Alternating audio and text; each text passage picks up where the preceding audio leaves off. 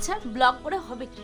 রান্না বান্না করো, বাচ্চা সামলাও, হাজার একটা কাজ করো সংসারের, তবে না তুমি ভালো মেয়ে লক্ষ্মী মেয়ে?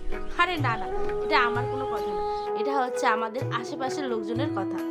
তো এটা আমার পরিবারেরও কথা না, আমার মনের কথাও না।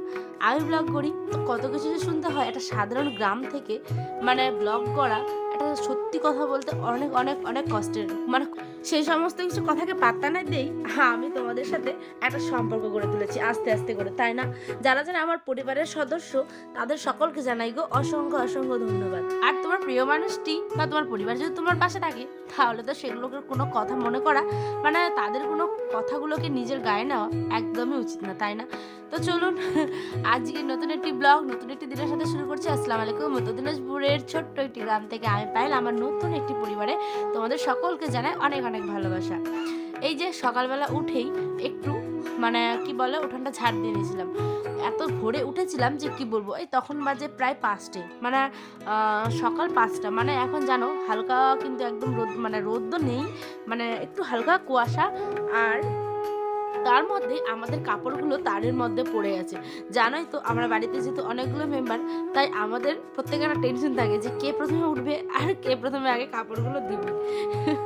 চলো মজা করছিলাম। এই যে আয়নের যতগুলো কাপড়, মানে ক্যাথা ট্যাথা সমস্ত এক ঢিপ কাপড় ছিল। সকালবেলা বিছানাটাকে ভালোভাবে করে গুছিয়ে হাত মুখ ধুয়ে ধুয়ে একদম মানে ফ্রেশ হয়ে গেছি। তারপরে আজকে নাস্তা করব, পরে আগে রান্না করব। এই যে মটরশুঁটি, ফুলকপি আর কি বলো ওটা, ডিম আর আলু দিয়ে একটা করব ঝোল, আর সাথে করব টমেটোর চাটনি। জানো টমেটোগুলো এবার হ্যানের এত নরম নিয়ে এসছে যে কি বলবো, একদম অল্প থেকেই গলে যাচ্ছে জানো।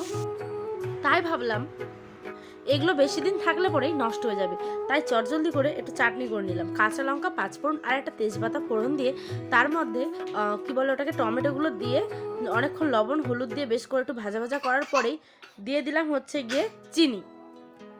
কেউ চাইলে গুঁড়ো দিতে পারো, তো গুড় ছিল না বলে আমি চিনিটা দিয়েছি। কাজু কিশমিশ কিন্তু আমার কাছে ছিল, বাট আমি দিইনি, আমার আবার এরকমই ভালো লাগে খেতে, সেই জন্য। তো চলো সিম্পলভাবেই করে নিয়েছি। তাহলে আজকে রান্না কী কী করলাম একবার তোমাদের দেখিয়ে দিই, দাঁড়াও। এই যে ধনেপাতার চাটনি, ধনেপাতার চাটনিটা করেছি, দেখানো হয়নি। তার সাথে বেগুন ফুলকপি আলু ভাজা করেছি, আর হচ্ছে টমেটোর চাটনি, আর আগে করেছিলাম ডিমের একটা তরকারি। আয়নার বাবা খাওয়া দাওয়া করে বেরিয়ে পড়েছে। এরপরে আমি বসিয়ে দিচ্ছি হচ্ছে ম্যাগি।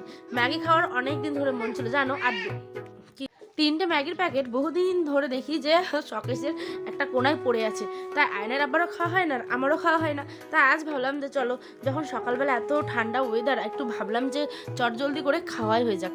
খেয়ে দিয়ে যে তারপরে দেখি এখন বাজে হচ্ছে 1টা থেকে 2টোর মধ্যে। আয়ন সোনাকে স্নানটা করিয়ে দিয়েছি, এখন উঠেছে অনেক রৌদ্র জানেন। রৌদ্র উঠেছে বলে আমিও বেশ আয়ন সোনাকে স্নান টান করিয়ে দিলাম। তারপরে রোদ্রের মধ্যে ওকে তেল লাগিয়ে দিচ্ছিলাম। এত পাকা হয়েছে আয়ন সোনা যে কি বলবো। সত্যি আস্তে আস্তে আমার একটা কত না বড় হয়ে যাচ্ছে, তাই না? এই যে ওকে কিন্তু 2-3টা ভিতরে জামা পরিয়ে একটা উপরে ট্রাউজার পরিয়ে দিই। এখন নিজে নিজে গায়ে তেল মাখে, তারপরে কি বলে যেটা আমি আনতে বলি সেটা নিয়ে আসে। যদি বলি আব্বা জানাটা লাগিয়ে দাও, জানাটা লাগিয়ে দেয় জানেন। আস্তে আস্তে করে যে বেড়ে ওঠাটা ওর সকালবেলায় আজকে ঘুম থেকে উঠে বেশ কাজকর্মগুলো দেখতে পেলেন যে সেরে নিয়ে স্নান টান করে এখন বাজে কটা 12টা-1টার মতো হবে। তো স্নান করে ভাবলাম যে একটু জমি বাড়ির দিক থেকে ঘুরে আসি। জানেন এই যে মাঠে এসে যে একটা আলাদা রকম শান্তি লাগে।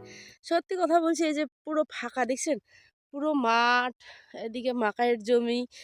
আর একটা কথা যে এই যে এই যে ব্লগ করি, কত লোকের যে কত কথা, এ বলে কোথায় যাচ্ছিস, এ বলে ওটা ওদিক সেদিক, তো ওগুলো তো মানে সহ্য করতে হবে বা শুনতেই হবে, ওটা কোনো ব্যাপার না। তো ওই যে এখন আসলাম এখানে একটু বসবো, কিছুক্ষণ বসে একটু ওই যে ভেজা চুলটা শুকাই নেবো। আমাদের বাড়ির জাস্ট কি বলে 2টো বাড়ি পার করেই কিন্তু এই এত বড় একটা মাঠ, ঠিক আছে? তো এই জন্য মাঠেই আসলাম, এসে একটু মানে চুলটা শুকাবো, কিছুক্ষণ বসবো, কয়েকটা রিলস করবো। চলো নিজের কাজটাকে তো নিজে করতে হবে, তাই না? আমি যে কাজটা পছন্দ করি সে কাজটা তো আমি করবোই, যে সে যে যতই কিছু বলুক না করে। যখন তোমার পাশে তোমার হাজব্যান্ড, তোমার ফ্যামিলি সাপোর্ট করে, তাহলে তোমার লোকের কথায় কী যায় আসে বলো তো? গ্রামে থাকি তো কি হয়েছে, তো গ্রামে থাকলে কি গ্রামের বউরা মানে ব্লগ করতে পারবে না, বা আমি ব্লগ করতে পারবো না? তো বাদ দাও এই সমস্ত কথা কানে দিয়ে কোনো লাভ নেই। আয়ন শোনার জন্য খিচুড়ি করব। ও বাবা কয়েকদিন আগে থেকে এই মটরশুঁটিগুলো এনে রেখেছি, কিন্তু এগুলো খাওয়া হচ্ছে না জানেন। তো ওই জন্য এখন মটরশুঁটি, কয়েকটা গাজর, এই সমস্ত কিছু দিয়ে আর কি সুজি করবো খিচুড়ি।